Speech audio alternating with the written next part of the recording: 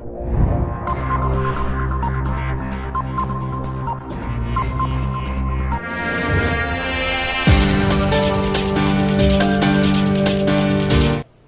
છો વિદ્યાર્થી મિત્રો? આપણે આજે ચેપ્ટર 3 માં વિદ્યુત રસાયણમાં જે વિદ્યુત વિભાજન આધારિત જે પણ એક્ઝામ્પલ આવે છે એ ખાસ કરીને જેડબલ નીટમાં પૂછાય છે. તો આપણે રેગ્યુલર જે તે વિદ્યુત વિભાજન દ્વારા આપણે ધાતુનું વજન અને કેટલા લીટર વાયુ જે ઉત્પન્ન થાય છે એના આધારિત દાખલા વધારે પૂછાય છે. તો અહીંયા આપણે એના આધારિત આજે એક એક્ઝામ્પલ ગણીએ, પણ જેડબલ નીટમાં મિત્રો ખાસ સમયનું બહુ જ મહત્વ હોય છે. ઓછા સમયમાં આપણે ઝડપથી એ ક્વેશ્ચન સોલ્વ કરીએ તો જ આપણને બાકીના જે ક્વેશ્ચન સોલ્વ કરવામાં થોડોક સમય વધારે મળી રહે. એટલા માટે અત્યારે હાલ હું તમારી સમક્ષ જે ધાતુનું આપણે વજન શોધવાનું હોય છે, જેટલા લીટર વાયુ કેટલું મળે છે એ શોધવા માટે એક શોર્ટ ટ્રીક લઈને આવ્યો છું. અને એ ખાલી સૂત્રનું આપણે તમે એપ્લાય કરો અને એમાં કિંમતો મૂકો એટલે ડાયરેક્ટ આપણને એનો જવાબ મળે છે. બે સૂત્રો છે. પહેલા સૂત્રને આપણે સમજી લઈએ. જો જ્યારે વિદ્યુત વિભાજન આધારિત આવો કોઈ પણ દાખલો પૂછાય કે ધાતુનું વજન શોધવાનું છે અને કેટલા લીટર વાયુ ઉત્પન્ન થાય છે, તો એના માટે જો ધાતુનું વજન શોધવાનું હોય તો આપણે આ સૂત્રનો ઉપયોગ કરીશું. W બરાબર MIT ભાગ્યા 96500 × N. એમાં જે પદો છે એની માહિતી મેળવી લઈએ. તો M છે એ ધાતુનો પરમાણ્વીય ભાર છે, જે તમને રકમમાં આપી દેવામાં આવે છે.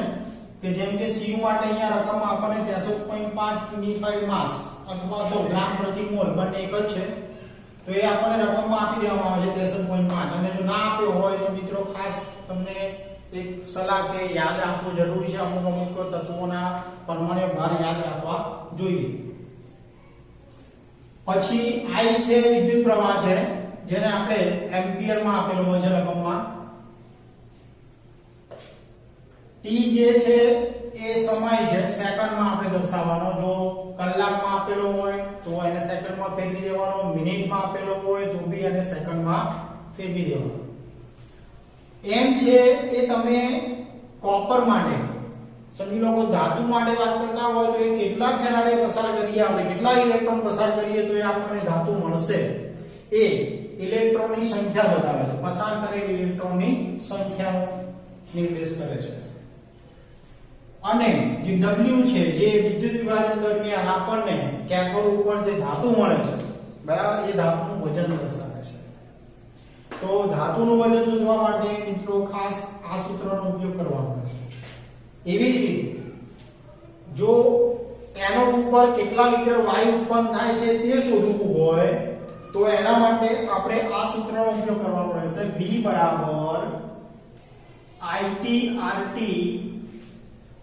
ભાગ્યા 96500 × N × P. હવે એમાં જે પદો છે એની માહિતી મેળવી લઈએ. તો I તો જે બંનેમાં કોમન જ રહેશે. વિદ્યુત પ્રવાહ જે છે એમ્પિયરમાં આવશે. વિદ્યુત પ્રવાહનું મૂલ્ય શેમાં આવશે? એમ્પિયરમાં. T જે છે સમય, સ્મોલ t જે છે એ સેકન્ડમાં જ આવશે. R નું મૂલ્ય વાયુ અચળાંક જે છે એને તમારે જે મેં લખ્યું છે 0.08314 લઈ શકે, બરાબર. એટલે 0.08314 લઈને આપણે R નું મૂલ્યમાં એ મૂકવાનું રહેશે. T બરાબર કેપિટલ T અને સ્મોલ t બંનેમાં ડિફરન્સ ધ્યાન રાખજો. સ્મોલ t છે એ સમય બતાવે છે, સેકન્ડમાં લખવાનો છે.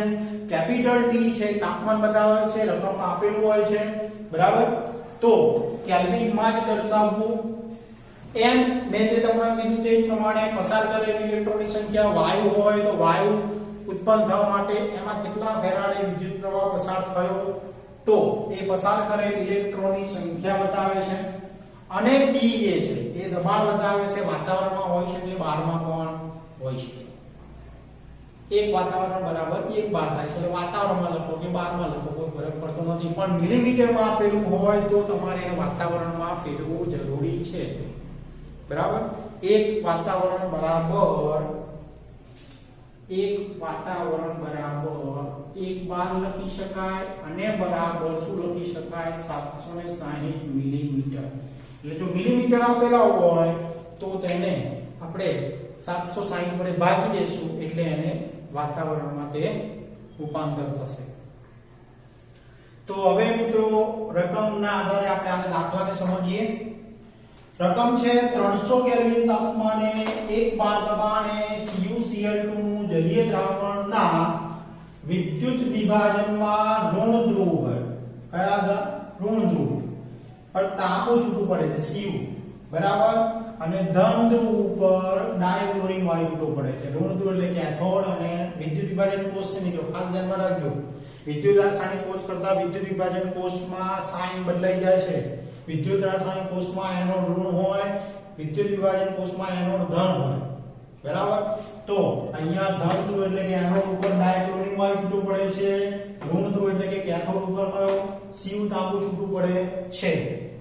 હવે જો 8 એમ્પિયર પ્રવાહ 1 કલાક સુધી પસાર કરવામાં આવે તો કેથોડ ઉપર કેટલા ગ્રામ Cu અને એનોડ ઉપર કેટલા લીટર ક્લોરીન વાયુ મળે? આવા એક્ઝામ્પલ મિત્રો ખાસ જે રબરની બીટમાં આવે છે. તો આપણે આ બે સૂત્રનો ઉપયોગ કરવાનો છે અને આના આધારિત આપણે બીજા એક્ઝામ્પલ પણ જોઈશું. એવું કે વજન આપેલું હોય બીજું શોધવાનું કે તો એના આધારિત પણ આપણે એક્ઝામ્પલ આજે સમજવાના છીએ. તો પહેલું આપણે જોઈએ W કે Cu ધાતુનું વજન કેવી રીતે શોધી શકાય. અહીંયા આપણને W બરાબર આપણે સૂત્ર મૂક્યું MIT ભાગ્યા 96500 ગુણ્યા n. હવે એમાં m બરાબર આપણે શું મૂકી દેવાનું? ધાતુનો પરમાણુ ભાર કેટલો આપેલો છે? 63.5. તો 63.5 ગુણ્યા I કેટલા એમ્પિયર વિદ્યુત પ્રવાહ છે? 8. તો 8 ગુણ્યા t સમય શેમાં આપેલો છે? સેકન્ડમાં. અહીંયા કેટલામાં આપેલો છે? 1 કલાક. 1 કલાક બરાબર કેટલી સેકન્ડ થાય? તો 3600 સેકન્ડ થાય. કેટલી સેકન્ડ થાય? 3600. તો એનું મૂલ્ય આપણે અહીંયા મૂકીશું 96500 ગુણ્યા n ની વેલ્યુ ખાસ સમજો મિત્રો. અહીંયા પસાર કરેલી ઇલેક્ટ્રોનની સંખ્યા, તો કોપર ધાતુ ઉત્પન્ન થવા માટે Cu+2 માંથી Cu બનવા માટે કેટલા ઇલેક્ટ્રોન તે મેળવશે? 2 ઇલેક્ટ્રોન. માટે અહીંયા n ની વેલ્યુ કેટલી મૂકવાની રહેશે? 2. બરાબર.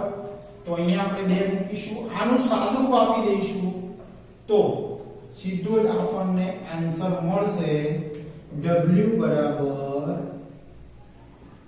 9.475 ગ્રામમાં આવશે મિત્રો. વજન છે ગ્રામ. આટલું કોપર એ કેથોડ ઉપર જમા થાય છે. બરાબર. એટલે ખાસ આ સૂત્રની મદદથી તમે ડાયરેક્ટ પહેલામાં શું કરવું પડે? પહેલા Q બરાબર IT મૂકવું પડે, ભાગ્યા 96500 કરી ફેરાડેમાં કન્વર્ટ કરવા પડે, પછી એના મોલ કરી પછી આપણે એનું વજન શોધીએ છીએ કે આટલા ફેરાડે 1 મોલ તો આટલા ગ્રામ. તો એની જગ્યાએ તમે આ સૂત્ર મૂકીને ડાયરેક્ટ એનું વજન શોધી શકાય છે, જે JEE માટે અનુકૂળ પડે મિત્રો. હવે વજન પછી જો કદાચ આપણને એનોડ ઉપર કેટલા લીટર વાયુ ઉત્પન્ન થાય છે તે શોધવાનું કે તો અહીંયા V બરાબર સૂત્ર છે ITRT ભાગ્યા 96500 ગુણ્યા n * p. એમાં કયા કયા પદો છે જે આપણે ભણ્યા. હવે એની કિંમતો મૂકી દઈએ તો I એટલે 8 એમ્પિયર જે આપણે અહીંયા સમજ્યા હતા તે 3600 સેકન્ડ જે હમણાં મૂકી દે. R નું મૂલ્ય જે તમને કીધું છે 0.08314 લેવાનું. T જે છે રકમમાં તમને આપેલું છે 300 કેલ્વિન તાપમાન 96500 n. હવે n મિત્રો ખાસ સમજો કે અહીંયા ક્લોરીન વાયુ ઉત્પન્ન કરવાનું છે. બરાબર. Cl2 જે છે બરાબર, તો Cu+2 હોય તો Cl- હોય તો Cl- જે છે બરાબર, અને 2 ઇલેક્ટ્રોન શું કર્યા છે? મેળવેલા છે. તો એ Cl2 + 2 ઇલેક્ટ્રોન સ્વરૂપે રિમૂવ થાય. બરાબર. તો કેટલા ઇલેક્ટ્રોનનો ફેરફાર કરવામાં n બરાબર 2, તો એમાં પણ આપણે n ની વેલ્યુ કેટલી મૂકીશું? 2 મૂકીશું. બરાબર. બધામાં મોટા ભાગે ખાસ મિત્રો આવા દાખલા જ્યારે ગણો ને ત્યારે જો હાઇડ્રોજન વાયુ માટે 2 આવશે, ક્લોરીન વાયુ માટે 2 આવશે, Br2 માટે 2 આવશે. પરંતુ ખાસ એક જ વસ્તુની ધ્યાનમાં રાખવાની, જો O2 વાયુ ઉત્પન્ન થતો હોય તો એના માટે તમારે 4 ફેરાડે વિદ્યુત પ્રવાહ પસાર કરવો પડે.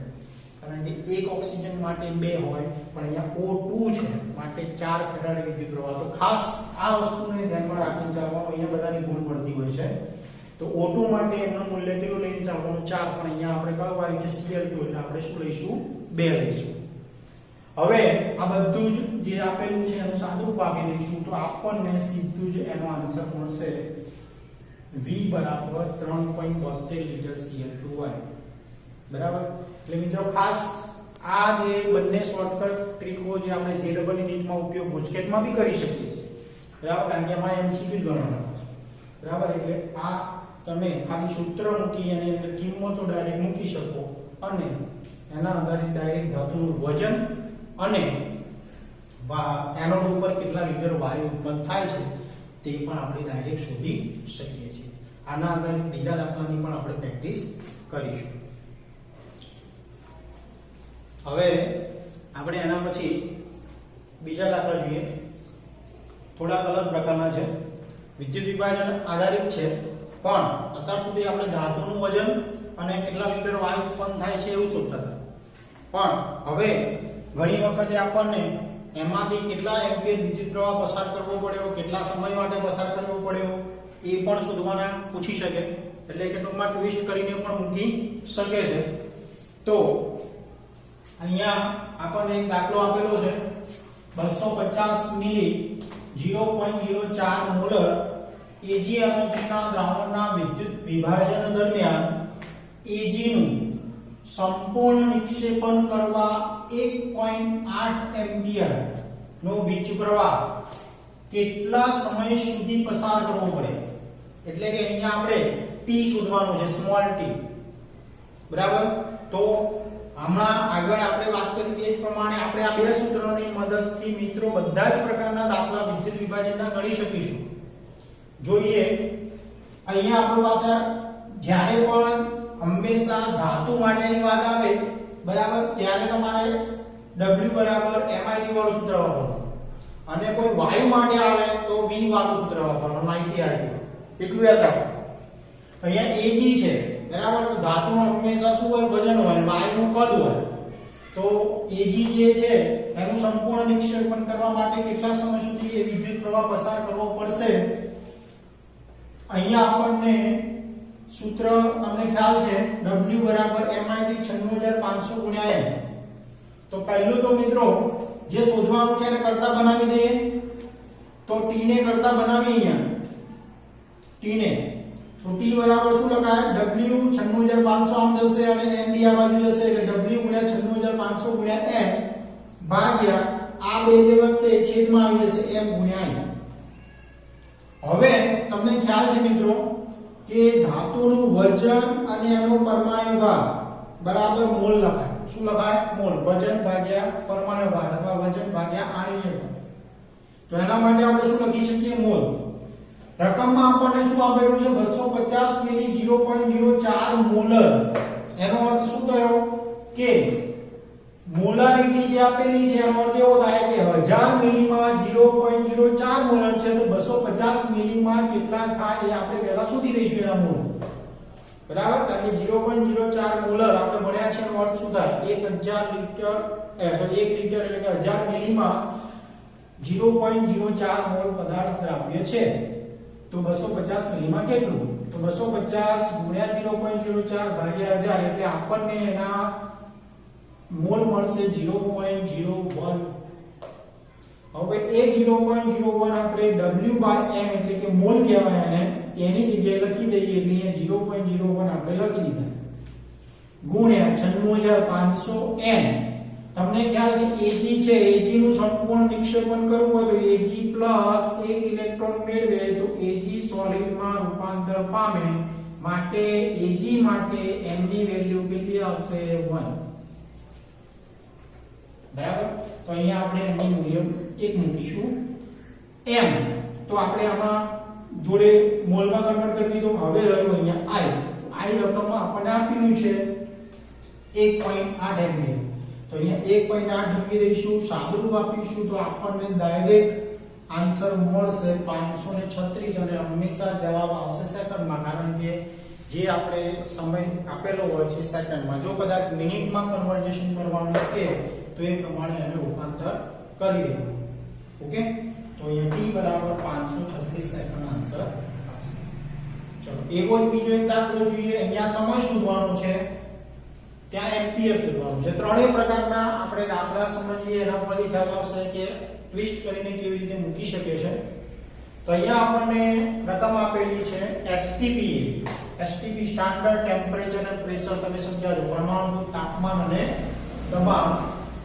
STP એ 965 સેકન્ડ માટે વિદ્યુત પ્રવાહ પસાર કરતા જો 1120 મિલી H2 વાયુ મળે તો કેટલા એમ્પિયર નો વિદ્યુત પ્રવાહ પસાર કર્યો હશે કેટલા એમ્પિયર નો વિદ્યુત પ્રવાહ પસાર કર્યો હશે એનો મતલબ કે આપણે શું શોધવાનું છે I અને હમણાં તમને કીધું એ પ્રમાણે મિત્રો કે જ્યારે વાયુ માટેની વાત આવે ત્યારે કયું સૂત્ર વાપરવાનું V1 ધાતુ માટેની વાત આવે ત્યારે કયું સૂત્ર વાપરવાનું W આ બંને સૂત્રોથી જ આપણે વિદ્યુત વિભાજન આધારિત આ બધા દાખલા મિત્રો ગણી શકીએ છીએ તો V બરાબર ITRT ભાગ્યા 96500 ગુણ્યા n * P એની અંદર કયા પદો છે એના આપણે આગળના લેક્ચરમાં અભ્યાસ કર્યો એ જ આમાં બદલાશે નહીં એના એ જ રહેશે તો અહીંયા આપણે I શોધવાનું છે તો I ને કરતા બનાવીએ તો I બરાબર V ગુણ્યા 96500 ગુણ્યા n * P એ ઉપર જતા રહેશે અને આ TRT ક્યાં આવી જશે નીચે આવી જશે હવે આમાં બધા મૂલ્ય મૂકીએ તો મૂલ્યમાં ખાસ સમજો મિત્રો V બરાબર 1100 મિલી જ્યારે પણ તમે આમાં દાખલા ગણતા હોય ત્યારે P દબાણ જે છે 12 માં લખજો કદ હંમેશા લીટરમાં જ આવે સમય હંમેશા સેકન્ડમાં જ આવે બરાબર તો જો ના આપેલું હોય તો એને ફેરવી દેવાનું 1120 મિલી આપેલું છે તો આપણે લીટરમાં ફેરવી દેવાનું ભાગ્યા 1000 કરીએ એટલે 1.120 લીટર આપણને V મળશે n ની વેલ્યુ 2 કેમ કારણ કે હાઇડ્રોજન વાયુ છે હાઇડ્રોજન વાયુ જે છે એ અહીંયા આ રીતે મળે છે 2H +2 ઇલેક્ટ્રોન તો શું મળે H2 બરાબર તો એ જે છે હાઇડ્રોજન વાયુ માટે n ની વેલ્યુ કેટલી આવશે 2 આવશે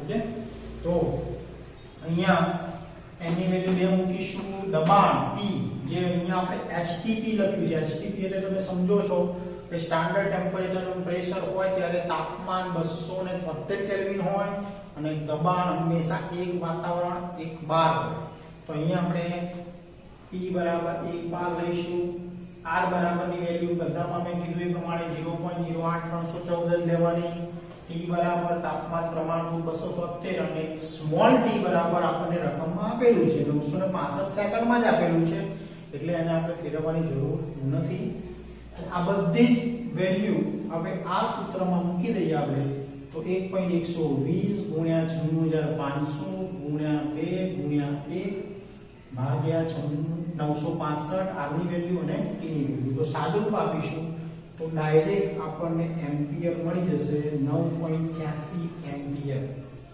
બરાબર નિયરલી ઇક્વલ ટુ આપણે 10 એમ્પિયર કહી શકીએ બરાબર તો આ રીતે આપણે એમ્પિયર શોધવાનું હોય કે સમય શોધવાનો હોય વજન શોધવાનું હોય આ બંને સૂત્રોનો ઉપયોગ કરીને W વાળું અને આ V વાળું એના આધારે આપણે કોઈ પણ દાખલો ઝડપથી ડાયરેક્ટ કિંમતો મૂકીને આપણે ગણી શકીએ છીએ થેન્ક યુ